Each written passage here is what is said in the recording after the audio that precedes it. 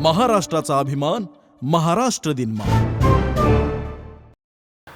कोवळ्या पोरांनी अहंकार ठेचल्यामुळं सुडानं पेटलेल्या मोदी शहा यांनी आपला मोर्चा बिहारकडे वळवला आहे आणि तिथल्या 10वी फेल मुख्यमंत्री सम्राट चौधरी याच्या मार्फत विद्यार्थ्यांच्यावर अनन्वित अत्याचार सुरू केलेले आहेत। दिल्लीत विझलेल्या आंदोलनाचा वणवा बिहारमध्ये भडकला आहे। याच संदर्भात आजच्या व्हिडिओमध्ये आपण चर्चा करणार आहोत। नमस्कार, मी विजय चोरमारे, आपण पाहताय महाराष्ट्र दिनमान। दिल्लीमध्ये आंदोलन करणाऱ्या विद्यार्थ्यांच्या वरील गुन्हे मागे घेण्याबाबत सरकार आणि आंदोलनकर्त्यांच्यामध्ये समझोता होत असतानाच बिहारमध्ये विद्यार्थी आंदोलनावर पोलिसांनी दडपशाही सुरू केली। आंदोलनकर्त्यांना उपद्रवी आणि कटक कारस्थानी ठरवत सुमारे 500 जणांना अटक करण्यात आले।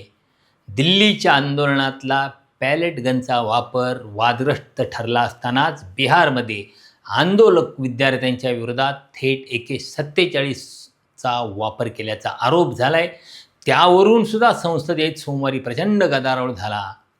कॉकरोच जनता पार्टीने ही बिहारमधल्या या कारवाईची गंभीर दखल घेतली असून कारवाई थांबवली नाही तर पुन्हा दिल्लीत आंदोलन करण्याचा इशारा देण्यात आलेला आहे। दिल्लीतलं आंदोलन शांत झालं असतानाच बिहारमध्ये आंदोलनाचा भडका उडण्याची चिन्ह दिसत आहेत। आंदोलकावर पोलिसांनी केलेल्या कारवाईचा विषय बिहारमध्ये तापला आहेच, परंतु त्याचे पडसाद थेट दिल्ली आणि संसदेपर्यंत पोहोचलेत। आंदोलकांच्यावर AK-47मधून फायरिंग केल्याचा मुद्दा दिल्लीत विरोधकांनी उचलून धरला आणि त्यावरून सत्ताधाऱ्यांना सोमवारी सकाळी बॅकफूटवर जावं लागलं। बिहारमध्ये जहानाबाद आणि सिवान जिल्ह्यात पोलिसांनी गोळीबार केला, तर काही जिल्ह्यात इंटरनेट सेवाही बंद करण्यात आल्या। मोठ्या प्रमाणावर धरपकड करण्यात आले। अटक करण्यात आलेल्यामध्ये भारतीय कम्युनिस्ट पार्टी माले म्हणजे मार्क्सवादी लेनिनवादी या पक्षाचे आमदार संदीप सौरभ तसेच अनेक विद्यार्थी नेते आणि कार्यकर्त्यांचा समावेश आहे। आयसाचे बिहार प्रदेशाध्यक्ष धनंजय कुमार, राज्य सचिव दीपांकर मिश्रा, उपाध्यक्ष सबा आफरीन आणि बिहार माध्यम प्रभारी कुमार दिव्यम या विद्यार्थी नेत्यांना सुद्धा अटक करण्यात आलेली आहे। दिल्लीतल्या जंतर मंतर आंदोलनादरम्यान उपोषण करणाऱ्या आयसाच्या राष्ट्रीय अध्यक्षा नेहा वोरा या अटक करण्यात आलेल्या विद्यार्थी नेत्यांना पाठिंबा देण्यासाठी सोमवारी पटना इथं दाखल झाल्यात। बिहारच्या मुख्यमंत्रीपदावर अमित शहा यांनी भाजपच्या नव्या संस्कृतीतला नेता बसवला आहे। त्याचं नाव आहे सम्राट चौधरी। या सम्राट चौधरी महाशयांनी वयाच्या 15व्या वर्षी त्यांना खुनाच्या गुन्ह्यात अटक झाली होती, परंतु अल्पवयीन असल्यामुळे त्यांची सुटका झाली होती। राष्ट्रीय जनता दल युनायटेड असा प्रवास करत ते अमित शहा यांच्या भारतीय जनता पक्षात दाखल झालेत आणि अमित शहा यांच्या गळ्यातले ताईत बनले। बिहारमध्ये नितीश कुमार यांना बदलण्याची वेळ आली तेव्हा अमित शहा यांची पसंती अर्थातच सम्राट चौधरी ठरले आणि ते बिहारचे मुख्यमंत्री बनले। एकूणच शिक्षणाबद्दल कमालीचं अज्ञान असलेल्या या गृहस्थांनी सुरुवातीपासूनच विद्यार्थ्यांच्या आंदोलनावर दडपशाहीचं धोरण अवलंबल्याचं पाहायला मिळालं। बिहार पोलिसांनी अत्यंत घृणास्पद कृत्य केलंय, ते म्हणजे त्यांनी आंदोलक विद्यार्थ्यांचे फोटोच वृत्तपत्रामध्ये छापलेत। जणू हे आंदोलक म्हणजे गुन्हेगार आहेत अशा पद्धतीने त्यांची प्रसिद्धी करण्यात आली।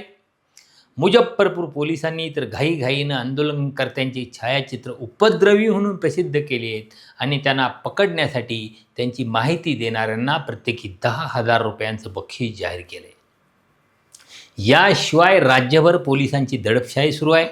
राजधानी पटनासह इतर शहरामधील वसतिगृहांच्या मध्ये घुसून तसेच अन्य ठिकाणाहून जिथं संशय येईल अशा ठिकाणाहून मोठ्या प्रमाणावर विद्यार्थ्यांना ताब्यात घेण्यात आलेलं आहे। राज्यभर सगळीकडेच हे अटक सत्र मोठ्या प्रमाणावर सुरू आहे। राजधानी पटनात तसेच इतर जिल्ह्यातसुद्धा 22 जुलैला विद्यार्थी आंदोलन झालं होतं। त्यानंतर 25 जुलैला बिहार बंद पुकारण्यात आला होता। त्या संदर्भानं विद्यार्थ्यांची ही धरपकड आणि अन्य कारवाई सुरू आहे।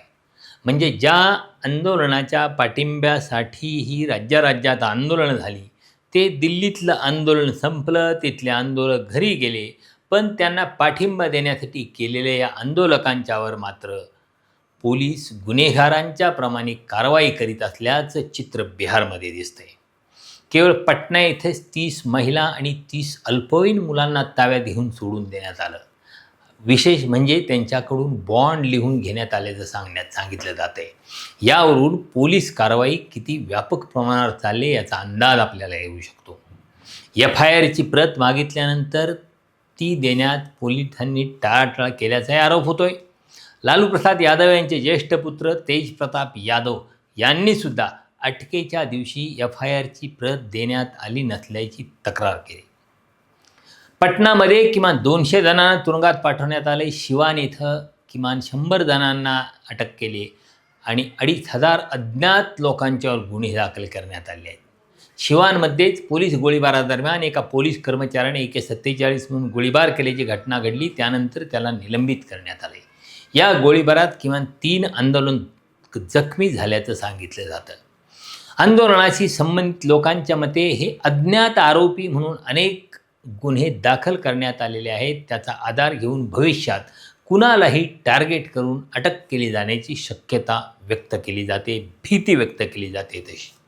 दरम्यान बिहार विधानसभेतले विरोधी पक्षनेते तेजस्वी यादव यांनी सुद्धा या सगळ्या प्रश्नावर आक्रमक भूमिका घेतलेली आहे. सोमवारपर्यंत आंदोलनकर्त्या विद्यार्थ्यांच्यावरचे गुन्हे मागे घेतले नाहीत तर संपूर्ण राज्यभर आंदोलन उभारलं जाईल असा इशारा तेजस्वी यादव यांनी दिला आहे. विद्यार्थ्यांना खोट्या गुन्ह्यामध्ये अडकून तुरुंगात पाठवून दहशत निर्माण केली जात असल्याचा आरोपसुद्धा त्यांनी केला आहे.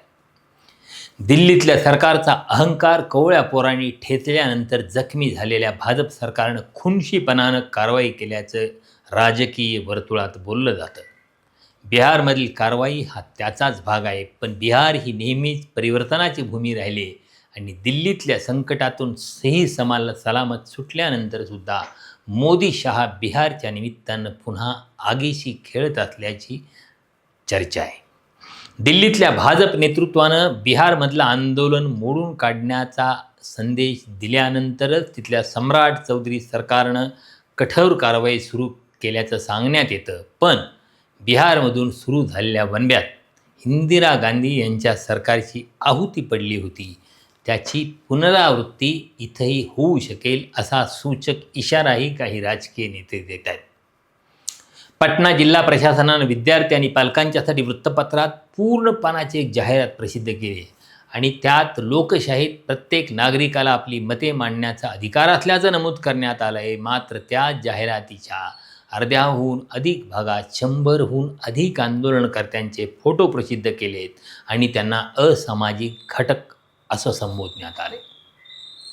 स्थानिक पातळीवरच्या माहितीनुसार पूर्वी एखाद्या मोठ्या वृत्तपत्राला बिहार सरकारकडून सुमारे 1 कोटी रुपयांच्या जाहिरात दिल्या जात होत्या नितीश कुमार यांच्या काळात. तर आता सम्राट चौधरी सत्तेवर आल्यानंतर त्यांच्या कार्यकाळात पूर्वी ज्या 1 कोटींच्या जाहिराती दिल्या जात होत्या तो आकडा 3 कोटींच्यापर्यंत वाढवण्यात आलेला आहे. म्हणजे आर्थिक गुलाम बनवून प्रसारमाध्यमांचा आवाज दाबण्याचा खेळ बिहार सरकार खेळते.